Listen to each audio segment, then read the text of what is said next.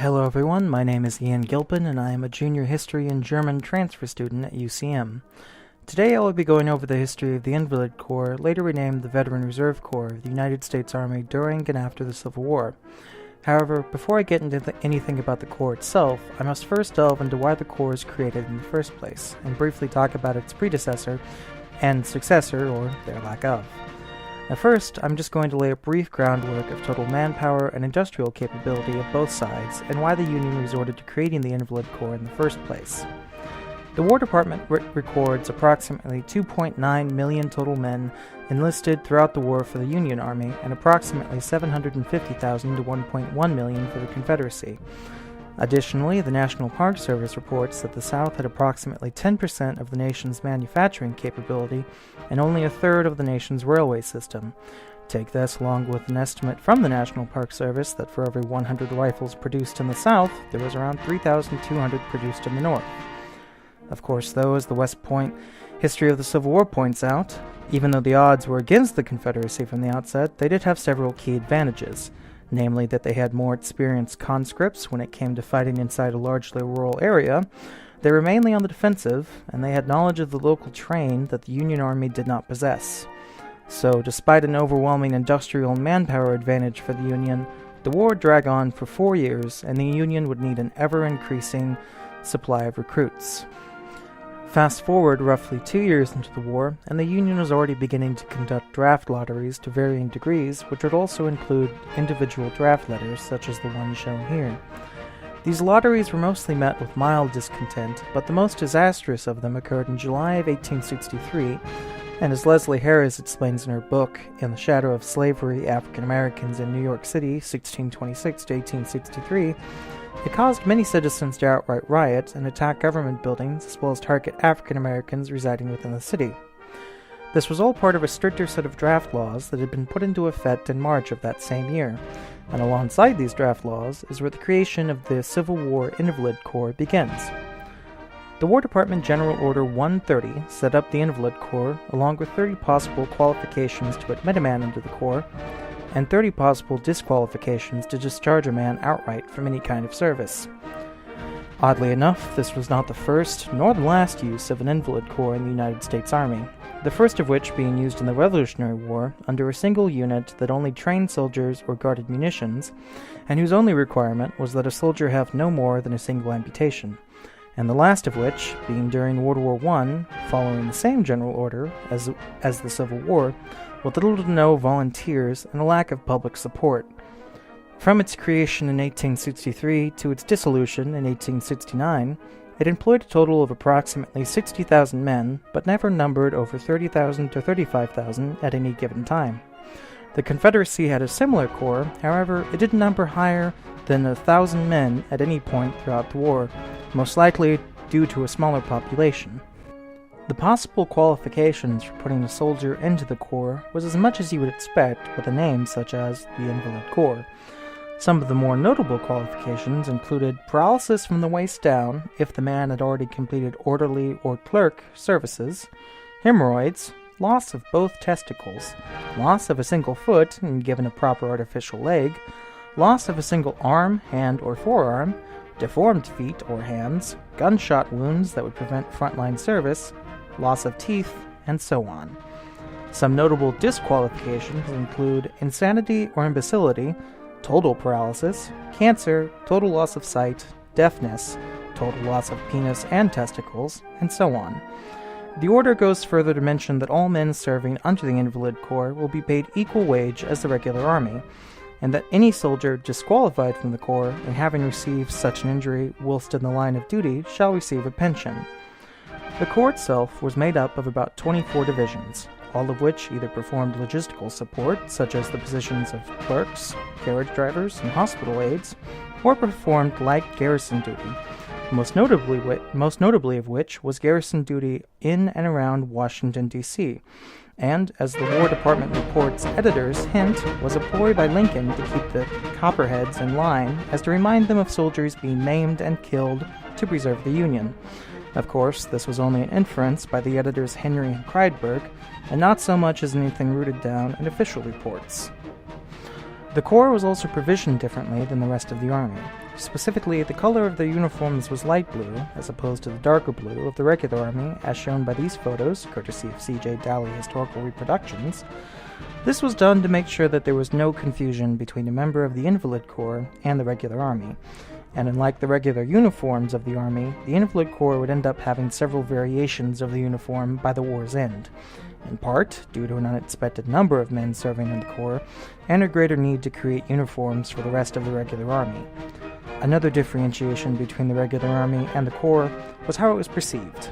The Confederates under General Jubal Early would meet the Invalid Corps at Fort Stevens outside Washington, D.C. in 1864 in one of the last-ditch efforts of the Confederacy to attack the Union capital.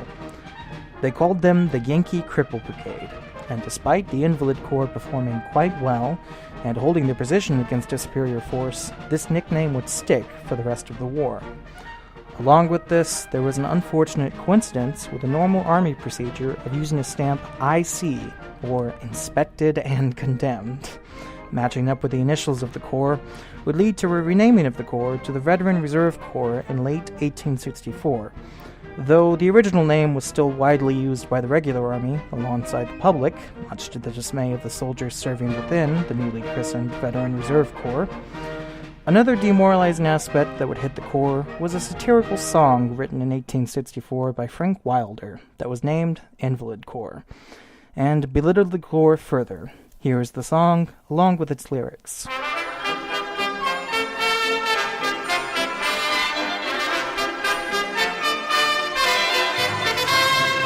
Wanted much to go to war and went to be examined. But the surgeon looked me o'er and on my back and chest he hammered. Said he, "You're not the man for me, your lungs are much affected, and likewise both your eyes are cocked and otherwise defected. So now I'm with the invalids and cannot go and fight, sir. The doctor told me so, you know, of course it must be right, sir."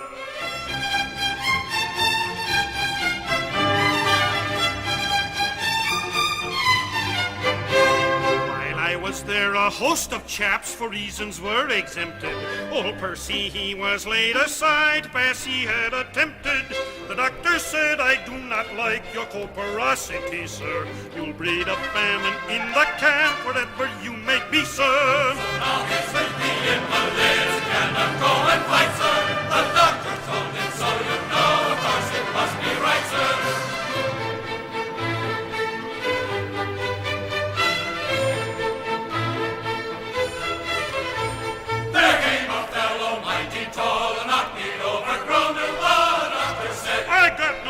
To take and look you over. Next came along a little chap who was but 2 foot nothing. The doctor said, "You'd better go and tell your mammy you were coming." So now they're with the invalids, cannot go and fight, sir.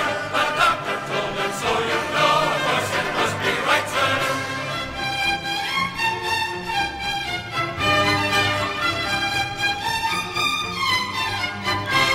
Some have the ticket-dollaroo, some what they call brand critters, and some were lank and lazy too, and some too found a beauty. Some had cork legs and some one-eyed, with backs deformed and crooked. I bet you laughed till you had cried, see how cute they looked. So now we're with the invalids, cannot go and fight, sir. The doctor told us so, you know, of course it must be right, sir.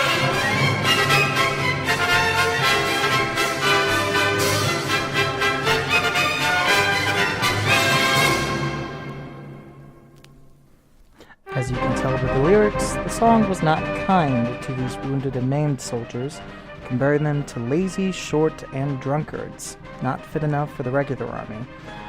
This was a sort of camp song sung by the regular army, further causing a divide between the newly christened Veteran Reserve Corps and the regular army. The Corps continued to serve a useful logistical and light garrison role until the end of the war, and many soldiers, despite the ridicule, would stay on with the Corps clear to its disbandment in 1869.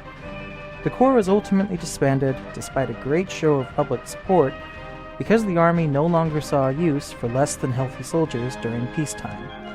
However, during the war, at any given point after 1864, The Veteran Reserve Corps freed up anywhere between 30,000 and 35,000 able-bodied soldiers for the front line that otherwise would have been in a non-combat role, quite an admirable effort made by various maimed and injured soldiers.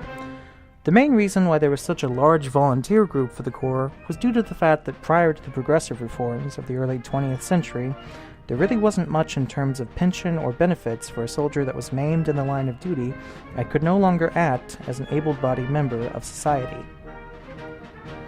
The next attempt at creating a similar corps comes during World War I, although it garners very little public support or hardly any volunteers, most likely due to the mistreatment of the Corps during the Civil War. As Wendy Maloney from the Library of Congress and Caleb Pittman from the Smithsonian say in their works covering disabled soldiers post-World War I, they were no longer seen as soldiers that could return to service, but rather as broken soldiers that needed to be fixed and taken care of. A sentiment that has survived well into the 21st century. Surprisingly, though, there are other voices in academia, mainly those from a military background, such as Gregory Land from the journal Military Medicine, that argue that the Invalid Corps was a success and should be re-implemented in our modern military, as there are many that would still like to re-enlist after a severe injury, but are instead forced into retirement. Indeed, the Corps did see some success, though there was ridicule at the time.